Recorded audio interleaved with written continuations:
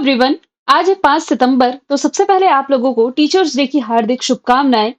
आज हम डिस्कस करेंगे 5 सितंबर से बनने वाले करंट अफेयर के सभी इंपॉर्टेंट क्वेश्चंस। हमने प्रीवियस क्लास में देखा था कि अभी हाल ही में घोषणा की गई है कि बैडमिंटन विश्व चैंपियनशिप जो नेक्स्ट ईयर होगी 2026 में दिल्ली इसे होस्ट करेगा। दिल्ली से ही लॉन्च की गई है भारत की पहली स्वदेश निर्मित शिप जिसका नाम है विक्रम।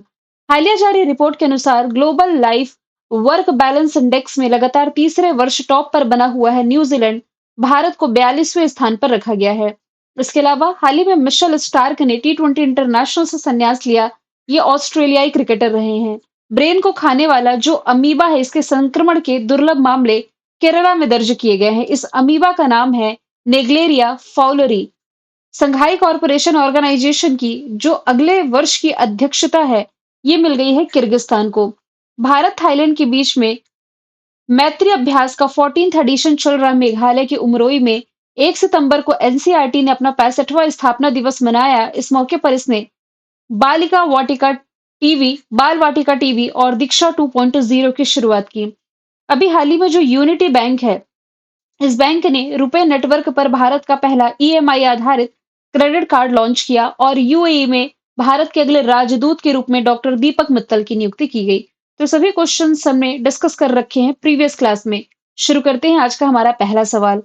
सवाल है भारत और अमेरिका के बीच अभी हाल ही में युद्ध अभ्यास शुरू हुआ। युद्ध अभ्यास जो कि दोनों देशों के बीच में एक ज्वाइंट मिलिट्री एक्सरसाइज है। इसका कौन सा संस्करण आयोजित किया जा रहा है? इसका 21वां एडिशन है। 1 सितंबर से शुरू हो चुका है। 14th ऑफ सितंबर तक ये चलेगा और 21वां एडिशन है जिसमें कि भाग लेने के लिए जो भारतीय सेना है ये कहाँ पहुंच चुकी है? America. Fort Wainwright Alaska America में इसका आयोजन किया जा रहा है। तो भारत और अमेरिका के बीच होने वाली एक्सरसाइज एक तो यहाँ पर मेंशन है युद्धाभ्यास। दूसरा आप रिलेट करेंगे तो ये है कोप इंडिया।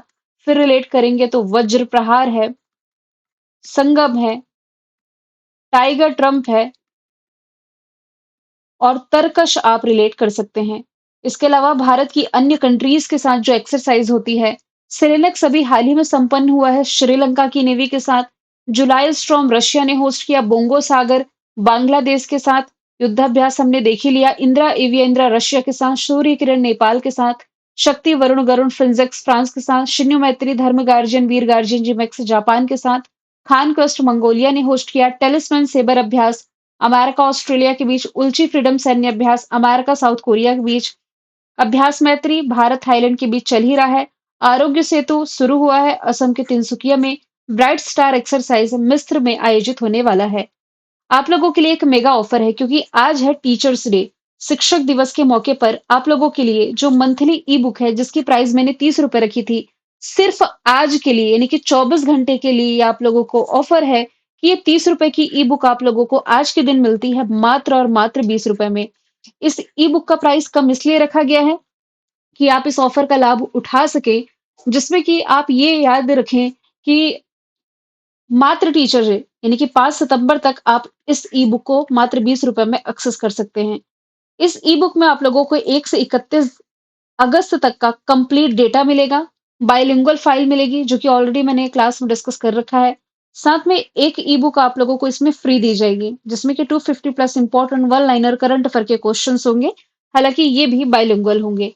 तो इस ऑफर का लाभ उठाना आप बिल्कुल ना भूलें। सवाल दूसरा है, किस राज्य में भारत का पहला डिजिटल कृषि निदेशालय गठित किया गया? तो ये भी हाल ही में गठित किया गया है बिहार में। जितनी नई न्यूज में आपको बता रही हूँ ना योजनाओं से संबंधित या कुछ इनिशिएटिव बिहार में ही आपको सुनने को मिलेंगे। ऐसा नहीं कि मैं पार्शियलिटी कर रही हूँ और बिहार के करंट अफेयर के क्वेश्चन ऐड कर रही हूँ। इस समय सभी राजनीतिक पार्टियों का फोकस ही बिहार है। क्यों? क्योंकि वहां होने हैं इलेक्शंस और यहाँ पर बम्पर भर्तियां भी बैक टू बैक आ ही रही हैं। तो बिहार सरकार ने कृषि क्षेत्र में ऐतिहासिक कदम उठाते हुए देश का पहला डिजिटल कृषि निदेशालय है जो कि गठित कर दिया है। तो अब क्या होगा? किसानों को रियल टाइम पर कृषि विभाग की जो भी योजनाएं होती हैं इसका लाभ मिल सकेगा। मौसमवार और फसलवार उत्पादन या उत्पादकता का पूर्वानुमान करने के लिए और इंटीग्रेटेड डेटाबेस प्रबंधन प्रणाली विकसित करने में इसके माध्यम से मदद मिल सकेगी। तो किसानों के फेवर में ये पहल है जो कि शुरू की है बिहार में। राजधानी पटना, मुख्यमंत्री नीतीश कुमार, राज्यपाल आरिफ मोहम्मद खान है। यहाँ पर बिहार के अब सेलेक्ट किए हुए केवल मैंने 10 क्वेश्चंस रखे हैं जो आप 2025 से रिलेट करेंगे। बाकी जो मैं ऐड कर रही थी लगभग 6-7 क्वेश्चंस वो मैंने हटा दिए हैं। जैसे कि हमने 2 दिन पहले देखा, यहाँ मुख्यमंत्री महिला रोजगार योजना की शुरुआत की गई। नबीनगर में सुपर थर्मल परियोजना चरण 2 की आधारशिला प्राइम मिनिस्टर ने रखी। तांबे से बना बापू टावर पटना में, दरभंगा में एम्स की आधारशिला। मौसम के पूर्वानुमान के लिए नीतीश ऐप, जाति आधारित जनगणना शुरू करने वाला पहला राज्य। पुरुषों का हॉकी चैंपियंस ट्रॉफी यहाँ शुरू हुआ है राजगीर बिहार में। सभी मंदिर मठों ट्रस्टों का रजिस्ट्रेशन इसने कंपलसरी किया है। राजगीर में नालंदा यूनिवर्सिटी के नए कैंपस का उद्घाटन प्राइम मिनिस्टर ने किया और प्रत्यय अमृत बिहार राज्य के नए मुख्य सचिव बने।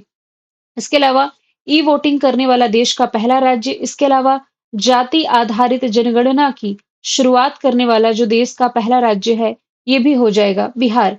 सवाल तीसरा है, भारत के कृषि खाद्य निर्यात को बढ़ावा देने के लिए किस शहर में भारतीय पहल को लॉन्च किया गया? रिसेंटली ये लॉन्च किया गया है राजधानी दिल्ली में। ऑप्शन डी इसका राइट आंसर है। तो केंद्र सरकार ने रिसेंटली एक नया इनिशिएटिव शुरू किया जिसका नाम भारती है। इसका पर्पस है इनोवेशन को बढ़ाने के साथ 2030 तक यानी कि आने वाले 5 वर्षों में कृषि निर्यात को 50 अरब डॉलर तक पहुंचाना। ये सरकार का टारगेट है जिसके लिए इसने भारतीय इनिशिएटिव की शुरुआत करी है। काफी समय बाद दिल्ली का डिस्कशन आया है तो एक बार हम इसके कुछ करंट अफेयर के फैक्ट देख लेते हैं जो कि हमने हाल फिलहाल में पढ़े हैं। जैसे कि सेमिकॉन इंडिया 2025 का आयोजन यही किया गया जिसमें कि केंद्रीय मंत्री अश्विनी वैष्णव ने प्रधानमंत्री नरेंद्र मोदी को भारत की पहली स्वदेशी चिप सौंपी जिसका नाम है Vikram. Next year badminton world championship 2026 का आयोजन दिल्ली में किया जाएगा। दिल्ली पुलिस का नया आयुक्त सतीश गोलचा को बनाया गया। 11वां राष्ट्रीय हथकरघा दिवस जो कि 7 अगस्त को मनाया गया। इस मौके पर कपड़ा मंत्रालय के द्वारा हॉट ऑन व्हील्स की शुरुआत यहाँ की गई। दिल्ली विधानसभा देश की पहली सोलर एनर्जी से संचालित विधानसभा है। प्रधानमंत्री नरेंद्र मोदी ने सेंट्रल विस्टा प्रोजेक्ट के तहत बना जो कर्तव्य भवन है, इसका उद्घाटन किया है। फिर इसके अलावा क्लाउड शीडिंग को यहाँ पर मंजूरी दी गई। क्लाउड शीडिंग को मंजूरी एयर पोल्यूशन को कंट्रोल करने के लिए। देश का पहला ई वेस्ट इको पार्क आपको यहीं से रिलेट करना है। यहाँ से तो हमने दिल्ली के बारे में डिस्कशन कर लिया। यदि मैं बात करूं अदर ऑप्शन की, तो गुवाहाटी में देश का 22वें नंबर का IIM Indian institute of management बनने जा रहा है। श्रीनगर में पहली बार जो जल खेल महोत्सव की शुरुआत की गई थी ना, इसका शुभंकर लॉन्च किया गया था। शुभंकर क्या था? Kingfisher Himalayan. और पहली बार खेले गए इस प्रतियोगिता में पदक तालिका में मध्य प्रदेश टॉप पर है।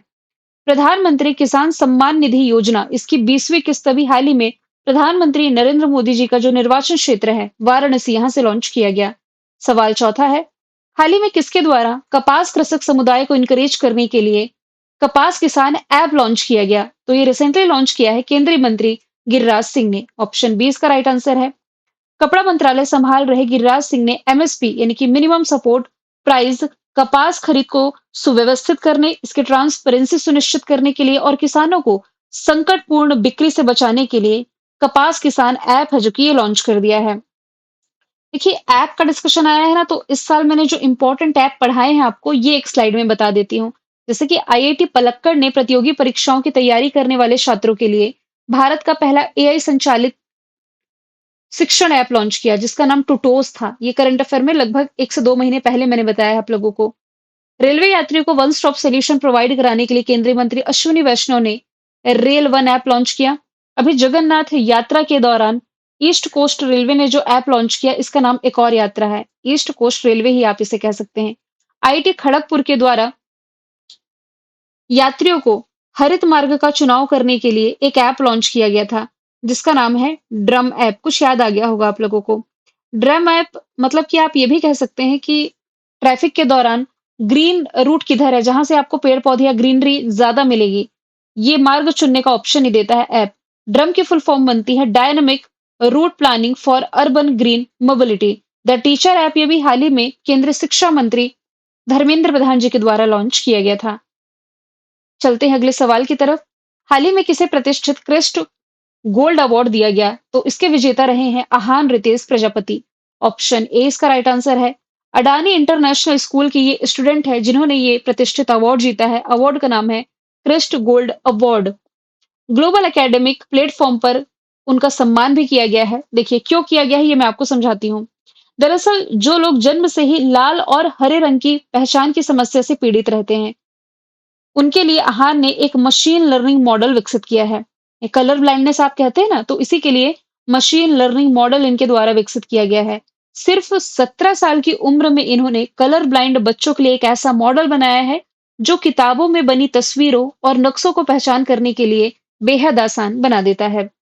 यदि मैं हालिया दिए गए अवार्ड्स की बात करूं, तो पाटा गोल्ड अवार्ड जीता है केरला ने, pen translate award Geetanjali Shree ने, कलिंगा रत्न अवार्ड धर्मेंद्र प्रधान ने, पेन प्रिंटर अवार्ड जीता है लीला अबुलेला ने। इसके अलावा 2025 का चिंता रविंद्रन अवार्ड शरण कुमार लिम्बाले ने। रशिया का दोस्तोवस्की अवार्ड है जावेद अख्तर के नाम। फ्रेंड डॉरिंगटन सैंड मास्टर पुरस्कार पाने वाले पहले भारतीय Sudarshan Patnaik. Saraswati Samman Bhadresh Das. Jnanpith award Vinod Kumar Shukla. Abel prize Masaki Kashiwara. Stockholm पुरस्कार गुंटर ब्लोशल। संगीता कला निधि सम्मान आर के राम कुमार। प्रिज्जर पुरस्कार लियूजिया कुन। प्रवासी भारतीय सम्मान अनवर खुर्शीद। लता Dinanath Mangeshkar award Kumar Mangalam Birla. Humanitarian award Sonu Sood को। और विश्व खाद्य पुरस्कार मिला ब्राजील की मारिएला हंगरिया को। सवाल छठवा है, किस देश के छात्रों को 2025 से 26 के सत्र के लिए भारत ने 1000 ई छात्रवृत्ति की पेशकश की है? आंसर इसका हो जाएगा अफगानिस्तान। ऑप्शन नंबर सी इसका राइट आंसर है। तो भारत ने शैक्षणिक वर्ष 2025-26 के लिए अफगानिस्तान के नागरिकों के लिए आप कह सकते हैं 1000 ई छात्रवृत्ति की घोषणा करी है। इसके तहत होगा क्या कि अफगान छात्र ये 9 भारतीय यूनिवर्सिटी द्वारा प्रस्तुत जो ऑनलाइन कार्यक्रम है, इसकी एक विस्तृत सीरीज के लिए अप्लाई कर सकेंगे। यदि मैं बात करूं अफगानिस्तान की, तो इसकी लोकेशन आप देखेंगे ना, जैसे कि ये भारत है, Bharat Pakistan red Cliff line के माध्यम से सेपरेट होते हैं। पाकिस्तान के बगल में अफगानिस्तान है और ये डूरन लाइन के माध्यम से सेपरेट होता है। कैपिटल काबुल, करेंसी अफगान अफगानी है। जब यहाँ तालिबानियों का शासन आ रहा था, तो भारत ने यहाँ से भारतीयों को निकालने के लिए ऑपरेशन देवी शक्ति की शुरुआत की। अभी 2 दिन पहले हमने पढ़ा है कि पूर्वी अफगानिस्तान में जो भूकंप आया, कम से कम 812 लोग मारे गए और 2817 लोग घायल हुए। लेकिन आज का आंकड़ा ये कहता है कि मरने वाले लोगों की संख्या 1000 क्रॉस कर चुकी है। यदि मैं अदर ऑप्शन की बात करूं, तो संघाई कॉर्पोरेशन ऑर्गेनाइजेशन का अभी हाल ही में जो एडिशन था 25वां, चाइना ने होस्ट किया। नेक्स्ट एडिशन होस्ट करने जा रहा है किर्गिस्तान। नेपाल को अभी हाल ही में डब्ल्यूएचओ यानी कि वर्ल्ड हेल्थ ऑर्गेनाइजेशन के द्वारा रुबेला मुक्त घोषित किया गया। सवाल 7वां है, किस दिन उज्बेकिस्तान का स्वतंत्रता दिवस मनाया गया? तो सितंबर महीने की 1 तारीख को ही उज्बेकिस्तान ने अपना स्थापना दिवस मनाया है, जब ये सोवियत संघ से यानी कि यूएसएसआर से अपनी स्वतंत्रता की वर्षगांठ इसी दिन मनाता है। यह उज्बेकिस्तान का सबसे महत्वपूर्ण राष्ट्रीय अवकाश भी है। यूएसएसआर 1991 के आसपास ये 15 देशों में टूटा था ना, इसमें उज्बेकिस्तान भी शामिल है। अब उज्बेकिस्तान को मैप के थ्रू देखेंगे ना, तो जहां पर मैंने आपको अफगानिस्तान दिखाया है, यहाँ पर थोड़े ऊपर में आप देख सकते हैं उज्बेकिस्तान की लोकेशन, और ये अफगानिस्तान से बॉर्डर भी शेयर कर रहा है। सवाल नंबर 8वां है, जीएसटी काउंसिल की अभी हाल ही में 56वें क्रम की मीटिंग रही। इसमें कौन-कौन से 2 मुख्य टैक्स स्लैब तय किए गए हैं? तो इसके अनुसार जो 2 नए मुख्य टैक्स स्लैब तय किए गए हैं, इसमें 5% और 18%, 5% और 18% आपने याद रखना है। आंसर तो ये हो गया, लेकिन इसके अलावा एक और टैक्स स्लैब 40% का होगा, और ये किसके लिए होगा? जो तंबाकू प्रोडक्ट्स हैं, लग्जरी कारें हैं, इन पर लागू होगा। अन्य टैक्स स्लैब जो 12% और 28% का था ना, 12% और 28% वाला, इसे हटाया गया है। इन बदलावों का मकसद है आम आदमी को राहत देना, छोटे व्यवसायों को सपोर्ट करना, और जो हानिकारक प्रोडक्ट्स हैं जैसे तंबाकू हो गया, इन पर यदि टैक्स बढ़ा दिया जाएगा तो सरकार सोचती है कि लोग इसका इस्तेमाल कम करेंगे, इसलिए तंबाकू प्रोडक्ट्स पर ये बढ़ाया गया है। अब जीएसटी की मतलब जीएसटी के 4 की जगह केवल 2 स्लैब होंगे। यही 2 स्लैब बता रही हूँ, 5% और 18%। इससे आम ज़रूरतों की चीज़ें जैसे साबुन, शैम्पू के साथ एसी कारें भी सस्ती हो जाएँगी। माफ़ कीजिएगा, एसी कारें नहीं हैं, शैम्पू के साथ एसी और कार भी सस्ते होंगे। जीएसटी की यदि बात की जाए, goods and services tax full form है। ये भारत में लागू किया गया 1 जुलाई 2017 से। जीएसटी लागू करने वाला विश्व का पहला देश है फ्रांस 1954 में। जीएसटी बिल पारित करने वाला भारत का पहला देश असम है। जीएसटी परिषद के प्रमुख वित्त मंत्री होते हैं, जो कि निर्मला सीतारमन है। भारत में जीएसटी मॉडल जो है, ये कनाडा देश से लिया गया है। जीएसटी रजिस्ट्रेशन संख्या में कुल 15 डिजिट होती हैं। जीएसटी डे 1 जुलाई को मनाया जाता है। इसके ब्रांड एम्बेसडर अमिताभ बच्चन जी है। जीएसटी परिषद का गठन संविधान के किस अनुच्छेद के तहत किया गया? Article 279A। और जीएसटी लागू करने का सुझाव विजय केलकर समिति ने दिया था। सवाल 9वां है, बिहार राज्य जीविका निधि साख सहकारी संघ लिमिटेड का शुभारंभ किया गया रिसेंटली, किसके द्वारा? प्राइम मिनिस्टर नरेंद्र मोदी जी के द्वारा। तो जैसा कि मैंने कहा कि सभी राजनेताओं का जो मुख्य फ़ोकस है ये बिहार ही है। आए दिन मैं अब आपको बिहार के 1-2 करंट अफ़ेयर पढ़ाऊँगी ही। तो प्राइम मिनिस्टर नरेंद्र मोदी ने सितंबर 2025 को वर्चुअली, यानी कि ये प्रेज़ेंट नहीं थे, डिजिटल माध्यम से इन्होंने बिहार राज्य जीविका निधि साख सहकारी संघ लिमिटेड की शुरुआत कर दी है। इसका पर्पस क्या है? तो ग्रामीण महिलाओं को सस्ती और डिजिटल लोन फैसिलिटी प्रोवाइड कराना, और इस अवसर पर 105 करोड़ रुपए की प्रारंभिक पूंजी भी जारी कर दी गई है। अब देखिए और क्या-क्या देखने को मिलता है। सवाल 10वां है, भारत में शिक्षक दिवस, जो राष्ट्रीय शिक्षक दिवस है, किसकी जयंती के मौके पर मनाया जाता है? तो ये मनाया जाता है सर्वपल्ली राधाकृष्णन की जयंती के मौके पर। यह शिक्षाविद और पूर्व राष्ट्रपति सर्वपल्ली राधाकृष्णन का जन्मदिन है 5 सितंबर, और ना चैरिटी डे भी मदर टेरेसा के सम्मान में इसी दिन मनाया जाता है। तो नेशनल टीचर्स डे 5 सितंबर है। जब इंटरनेशनल टीचर्स डे आप पढ़ेंगे, तो वो हम अक्टूबर महीने की 5 तारीख को पढ़ेंगे। डॉक्टर सर्वपल्ली राधाकृष्णन ये देश के पहले उपराष्ट्रपति भी थे 1952 से 1962 तक। फिर दूसरे राष्ट्रपति बने 1962 से 1967 तक। इनका जन्म आज ही के दिन 5 सितंबर 1888 को हुआ था, 1888 में। 11वां सवाल है, कौन सी कंपनी है जो कि डीजीसीए नागरिक उड्डयन महानिदेशालय, या इसे ही आप कह सकते हैं directorate general of civil aviation, इससे सुरक्षा मंजूरी पाने वाली पहली कंपनी बनी है? तो आंसर इसका हो जाएगा Air India SATS airport service, इसकी फुल फॉर्म है। तो directorate general of civil aviation ने पहली बार Air India SATS airport service private limited को सुरक्षा मंजूरी दे दी है।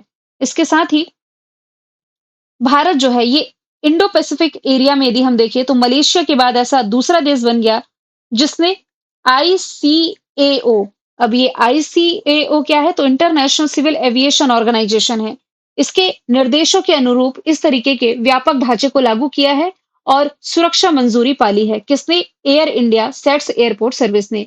और डीजीसीए से ये सुरक्षा मंजूरी पाने वाली पहली कंपनी भी बन गई है। यहाँ पर जो टर्म लिखा हुआ है ना, directorate general of civil aviation, इसके बारे में पहले भी मैंने आप लोगों को बताया था कि ये भारत में नागरिक विमानन का नियामक प्राधिकरण है, जो कि सुरक्षा और संरक्षा को विनियमित करने के लिए जिम्मेदार ऑर्गेनाइजेशन आप इसे कह सकते हैं। और यहाँ पर जो एयर इंडिया सेट्स है, एसएटीएस, ये भारत की, ये जो कंपनी है ना, ये भारत की पहली ग्राउंड हैंडलिंग ऑपरेशंस कंपनी है, जिसे डीजीसीए से मंजूरी मिली। मैंने कल आपसे पूछा था, किस देश ने नेपाल को हरा करके सैफ अंडर 17 महिला चैंपियनशिप 2025 जीती? तो आंसर था भारत। आज का सवाल है, किस राज्य में भारत के सबसे बड़े एरो इंजन परीक्षण केंद्र का उद्घाटन किया गया? आंसर इसका जो भी आप कमेंट बॉक्स में बताइए। मिलेंगे नेक्स्ट वीडियो में। Thank you so much.